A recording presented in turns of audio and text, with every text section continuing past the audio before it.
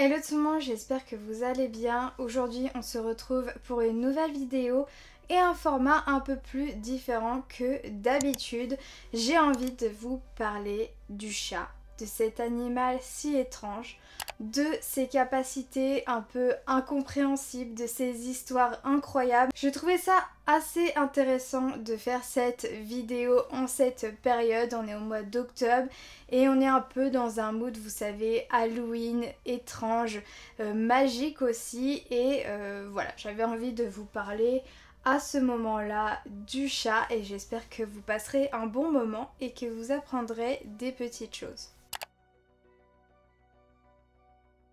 Le chat, on sait très bien, c'est un animal étrange, il est dans nos vies depuis fort longtemps et même je dirais presque depuis toujours. Il y a eu une récente recherche et des découvertes archéologiques qu'ils ont découvert les premières formes de domestication de chats qui datent de plus de 10 000 ans. Je sais pas si vous voyez le truc, c'est juste énorme, donc c'est bien avant l'Antiquité. D'ailleurs, on connaît même mieux l'origine du chat domestique, à savoir que le chat qu'on a aujourd'hui n'est pas très loin du chat qui date de 10 000 ans. Donc ça c'est assez surprenant. Le chat domestique comparé au chat sauvage n'ont pas d'énormes différences. Ce qui est incroyable dans l'histoire du chat, c'est que c'est un animal qui a été adoré, c'est un animal aussi qui a été détesté et on peut voir que ça commence à l'Antiquité où on en parle comme un animal sacré.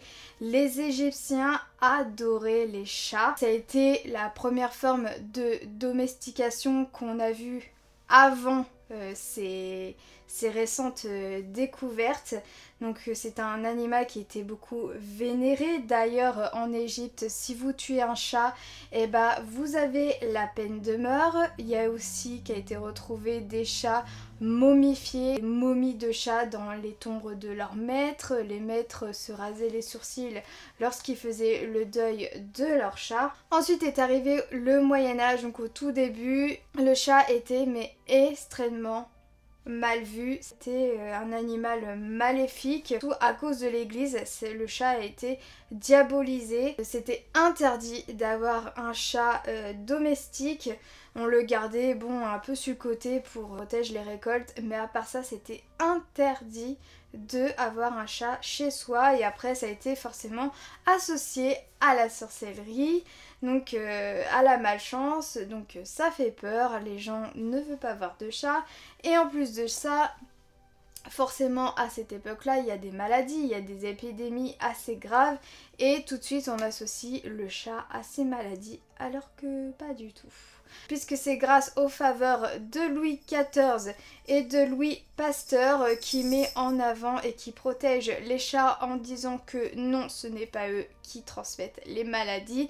Et Louis XIV abandonne tout ce qui est brûler les chats, etc. Enfin, il condamne tout ça et il remet les chats dans le droit chemin. Après, on sait pas trop comment ça s'est plus ou moins fait et comment le chat est arrivé vraiment dans nos vies. Et maintenant, on va parler des pouvoirs thérapeutiques du chat. Donc on est là aujourd'hui en 2022. Donc le chat est un animal qu'on adore, qui est très apprécié dans le monde et d'ailleurs on le retrouve un peu partout chez nous, dans des centres hospitaliers, dans des écoles pour aider des enfants à se concentrer et même au travail, il y a des gens qui travaillent avec des chats. Bref, on sait qu'un chat diminue notre anxiété, notamment par la ronron thérapie. Ça a été démontré comme quoi on se sent beaucoup mieux avec un chat. D'ailleurs, une étude a été faite sur 10 ans sur 4000 personnes et on a remarqué que les gens qui ont des chats ont 30% moins de risque de faire une crise cardiaque par rapport à ceux qui n'en ont pas. Ça permet d'avoir une tension artérielle plus basse, donc forcément moins de stress, moins de dépression, moins d'hypertension artérielle qui fait qu'il y a moins de cholestérol et moins de triglycérides dans le sang, donc vous êtes en meilleure santé et forcément vous allez moins chez le médecin parce que votre système immunitaire est renforcé grâce à votre chat. Mais après, le chat ne protège pas que son maître. Après ça, ce sont des croyances. Là, ce que je vous ai dit, c'était vraiment basé sur des faits scientifiques. Mais au-delà de ça, il y a des croyances sur notre environnement.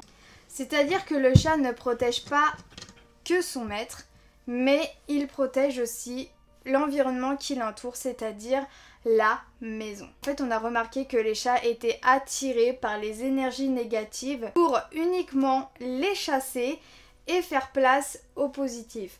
Ce qui explique parfois, vous aurez sûrement remarqué, que votre chat reste à un endroit précis de votre maison. Ça me rappelle ces fameuses histoires que j'ai eues avec mes abonnés qui m'ont partagé. Je vous mets ici là dans le petit i, où des chats restaient à des endroits précis et souvent c'est là généralement où il y a une source d'énergie qui n'est pas terrible et le chat se met à cet endroit là justement pour libérer cette énergie qu'il chasse entre autres les fantômes. Ça aussi on en parle beaucoup, que les chats chassent les fantômes.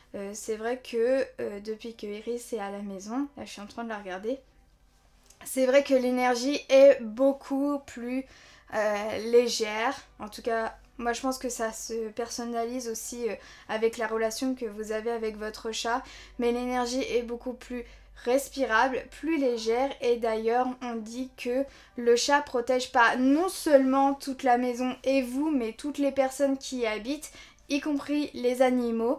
Donc ça doit faire, il doit envelopper toute son aura autour de la maison. Je la vois très bien, cette énergie, comme une sorte de protection. Ça me fait penser un petit peu à de la sorcellerie. D'ailleurs, ça m'étonne pas qu'on associe le chat souvent à la sorcière. Après, à vous de le croire ou pas, mais moi c'est quelque chose que je crois. C'est le chat et le paranormal. Comme vous avez vu dans l'intro, on associe souvent au chat au paranormal, à ce qui est de mystérieux. On comprend pas tout et même encore aujourd'hui il y a des comportements qu'on ne comprend pas, mais tout ce qu'on sait c'est que cette petite bête a des capacités bien plus fortes que nous, déjà en termes de vision, ça c'est sûr, mais en termes de ressenti, comme des chats qui ressentent des catastrophes naturelles avant l'heure, ça c'est aussi juste surprenant. Bref, on va parler du paranormal. On sait que les chats ont un champ magnétique qui est très très fort, et d'ailleurs les médiums vous diront pas le contraire. Lorsqu'ils font une séance de spiritisme, le médium refuse automatiquement qu'il y ait un chat dans la pièce, parce que souvent le chat fuir les esprits, comme il fait pour protéger son environnement. En fait ça reste logique pour lui. C'est pas qu'il y a une séance de spiritisme qui va se dire non non, lui je vais le laisser, hein. Mais en revanche, dans tout ce qui est rituel de magie blanche, de reiki, de prière, là souvent on a besoin d'un chat. Et comme je vous disais encore, le rapport avec la sorcière qui fait ses petits rituels. Il ne faut pas voir la sorcière comme quelque chose de mauvais, car il existe différentes magies, notamment la magie blanche qui est bienveillante. Donc faut pas associer tout de suite la sorcière au mal. Il y a des sorcières qui sont bienveillantes, il y a des sorcières qui ne ressemblent pas à des sorcières comme on peut l'imaginer. D'ailleurs j'avais très envie de vous faire cette prévention sur les chats noirs, qu'il y a eu aussi beaucoup d'idées là-dessus. C'est que même encore aujourd'hui, en cette période d'Halloween, des associations refusent de faire adopter des chats parce que malheureusement les gens ne sont pas bienveillants et font du mal à des chats noirs encore au jour d'aujourd'hui, et ça je trouve ça terrible. On est en 2022, je vois pas pourquoi un chat noir porterait malchance ou je ne sais quoi par rapport à un autre chat de couleur. Moi je pense que tous les chats sont déjà uniques. Tous les chats sont uniques et ils sont tous autant puissants les uns que les autres. Donc je vois pas pourquoi un chat noir porterait malheur, mais tout ça pour vous dire que c'est toujours triste de savoir, même dans les associations, c'est souvent des chats noirs qui restent. On va parler des savoirs inexplicables de ces petits chats et la première partie c'est la télépathie. Alors je vais vous raconter plusieurs petits cas de télépathie. Des chats qui ont appelé en détresse leur maître pendant leur rêve. Par exemple, ils étaient perdus et leurs chats ont réussi à faire de la télépathie via leurs rêves et ces personnes les ont retrouvés. Deuxièmement, les chats ressentent quand leur maître est malade. Donc ça peut être une pathologie totalement visible. Vous avez une petite baisse de morale, votre chat va tout de suite être un peu plus collant envers vous. Le chat c'est vraiment une éponge émotionnelle. Il va voir aussi quand vous êtes là la dépression, là où c'est un peu plus grave. Et encore au-dessus, une maladie dont vous n'avez pas encore conscience. Par exemple, ça peut être un cancer ou une tumeur bénigne. Le chat, du jour au lendemain, il va se poser sur vous à un endroit précis. Et d'ailleurs, ça me fait penser encore à cette vidéo que j'ai tournée sur les histoires de mes abonnés, où un abonné m'avait raconté cette histoire que son chat était agressif et tout, et en fait il avait détecté une maladie à son maître, comme quoi voilà, il faut vraiment être attentif aux signes de notre chat. Après, le côté plus joyeux, c'est que des chats apprend à des futures mamans qu'elles sont enceintes alors qu'elles ne sont même pas encore au courant. Le chat qui se pose sur le ventre alors que le bébé est à peine visible et il y a à peine quelques semaines. Et ça, je trouve ça juste magique et juste incroyable, comme quoi il détecte la vie. Alors, en parlant de maladie et de douleur, je sais que Iris, quand je l'ai adoptée, j'avais une douleur au trapèze très très forte. Je mets mes émotions, mes déceptions, tout ce que vous voulez, je les mets dans mon cou, tout mon stress je le mets dans mon cou, dans mon dos, au niveau du trapèze. Et je me souviens que Iris, elle était toute petite, je venais à peine de l'adopter. Elle se mettait pendant plusieurs nuits sur mon dos, là à l'endroit où j'avais exactement mal, et qu'elle ronronnait et qu'elle prenait en plus la respiration sur la mienne, elle calait sa respiration sur la mienne et je m'en souviendrai toute ma vie de ce moment juste unique et ça m'avait soulagée. En faisant mes recherches, c'est qu'il y a des chats, on appelle ça des chats guérisseurs. Et je suis tombée sur cette petite phrase, je vais vous la lire. Sachez aussi que les chats sont des guérisseurs nés, surtout les siamois. Les magnétiseurs les utilisent d'ailleurs très souvent pour éviter de prendre le mal de leurs clients en retour. Voilà, comme quoi les chats rééquilibrent les énergies. Quand j'ai lu ça, j'ai fait ok. La coïncidence. T'as vu cette grosse croquette? C'est que 24% des chats proches de leur maître ressentent quand ils arrivent à la maison. Ce qui est le plus flagrant, c'est qu'il n'y a pas forcément d'horaire fixe, qu'il n'y a pas toujours le même véhicule. Ça peut être à pied, ça peut être en vélo, et le chat sait quand son maître rentre et ça c'est juste dingue. Enfin je sais pas si vous imaginez la télépathie de fou. Je sais que ma mère me l'a souvent dit, que Iris ressent quand j'allais arriver, elle le sait. Elle a un comportement différent, elle est là, elle m'attend et c'est trop mignon. Ou alors quand je suis en fête ou en concert, elle est un peu plus agitée lorsque je suis sur scène ou des choses comme ça. Et ça c'est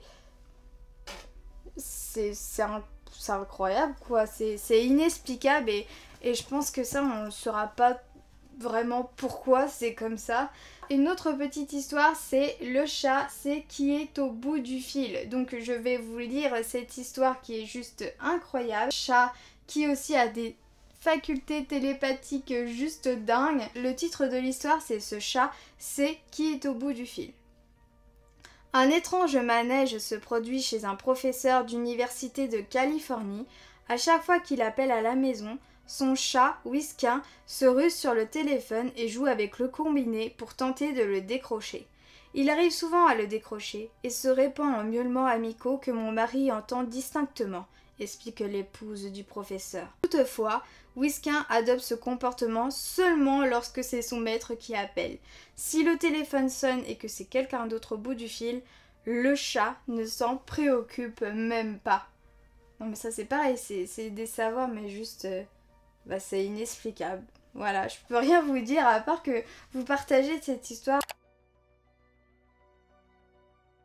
Je vais vous partager deux autres histoires. Donc il y en a une que vous connaissez forcément, c'est le célèbre chat Oscar qui vivait aux États-Unis. Donc il est né en 2005 et justement je me suis demandé s'il était toujours vivant et malheureusement il est décédé cette année le 22 février à l'âge de 17 ans.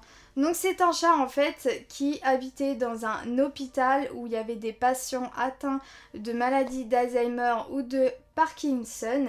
Et en fait sa particularité c'est qu'il anticipait le décès des patients. Et comment ça? Ils disent que c'est un chat qui n'était pas du tout affectueux mais qui se blottissait contre les patients quelques heures qui précédaient la mort. Donc ils avaient le temps de prévenir la famille pour qu'ils disent au revoir. Et aussi une faculté très passionnante. Il y en a qui disaient qu'ils ressentaient le lien entre le corps physique et astral qui se modifiait, qui se détachait. Oui, j'imagine que notre corps doit avoir une odeur ou quelque chose comme ça, une autre énergie à ce moment-là. Et le chat le ressent forcément. Ensuite, je vais vous parler de les chats de navire. Je ne sais pas si vous connaissez. Les chats de navire ont été présents il y a 8000 ans jusqu'à 1970. Et en fait, les chats de navire, ce sont des chats domestiques qui sont présents sur des navires pour éliminer premièrement tout ce qui est nuisible. Et deuxièmement, ça portait chance. Vous savez que les marins sont très superstitieux sur ces choses-là. D'ailleurs, j'ai trouvé cet article qui disait les marins craignaient le chat noir, mais si ce dernier s'invite à bord, il ne faut surtout pas le jeter à l'eau, car il serait cause de grosses tempêtes et de grands malheurs. D'ailleurs, tant mieux pour eux, on ne touche pas à un chat. Par contre, chez les Anglais, le chat noir ne porte pas malheur. Dans les années 1990, un navire de la Royal Navy, le Pembroke, a eu à son bord pendant plusieurs années un chat noir nommé Charlie, véritable mascotte de l'équipage. À sa mort, il a eu droit aux honneurs militaires. Autrefois, la commune d'assurance refusait de rembourser les dégâts provoqués par des rongeurs justement s'il n'avait pas de chat de navire. D'où la célèbre phrase de Jean-Baptiste Colbert, ministre de la Marine de Louis XIV, qui disait « Ce navire est en état de naviguer, il y a 2 chats à bord ». En parlant de chats de navire, ça m'a rappelé dans mes recherches qu'il y avait une histoire sur le Titanic qui m'avait marqué. Déjà le Titanic en soi, l'histoire est juste incroyable, enfin les coïncidences, et je vous en parle pas. Mais cette histoire avec un chat par rapport au Titanic, je vais vous la lire. Le chauffeur Jim Big Joe, chargé de la conduite et de la surveillance d'une chaudière, avait engagé à Belfast par la White Star Line pour participer aux essais du navire et le conduire à Southampton, je sais pas quoi. Amoureux des chats, il eut pitié d'une chatte tigrée qui attendait des petits et qui avait trouvé errant sur les quais de Belfast. Il l'emmena à bord et l'installa dans une boîte en bois, dans une soute à charbon. Arrivé à Southampton, il resta à bord quelque temps à s'occuper de mousseurs, se demandant s'il devait s'engager sur le Titanic pour faire la traversée jusqu'à New York ou rejoindre un tramp, ce qui assurait plusieurs mois de travail. Un jour, un autre marin, regardant par-dessus bord, vit la chatte quitter le paquebot par l'échelle de coupée tout en descendant ses 4 chatons, un par un, les déposer sur le quai et abandonner le navire. L'homme appela aussitôt Mulholland et lui dit « Regarde, Big Joe, c'est ta chatte qui descend ses petits par l'échelle de coupée. Mulholland lui répond « Ma décision est prise ». Big Joe pensa à cet instant que Mouser connaissait la meilleure solution et il suivit son exemple. Il prit son baluchon, quitta le Titanic et trouva un trempe et vécut heureux. C'est quelques jours plus tard qu'il fit ce récit à un journaliste de l'Irish News. Il le confirma en 1962 au Sunday Independent à l'occasion de la 100e commémoration du naufrage. Il expliqua que Mousset savait quelque chose et qu'elle avait décidé que le Titanic n'était pas un endroit pour qu'elle et sa famille y passent leur vie. Encore un mauvais présage, mais aussi un marin qui eut la vie sauve grâce à un chat. Comme quoi, et ça a été démontré que sur le Titanic, il n'y avait aucun chat. Voilà.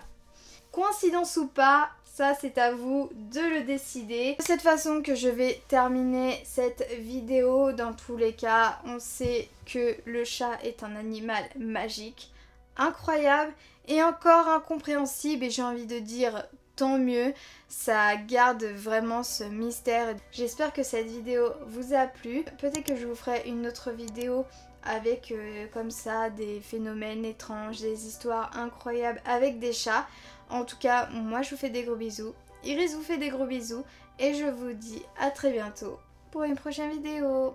Bye!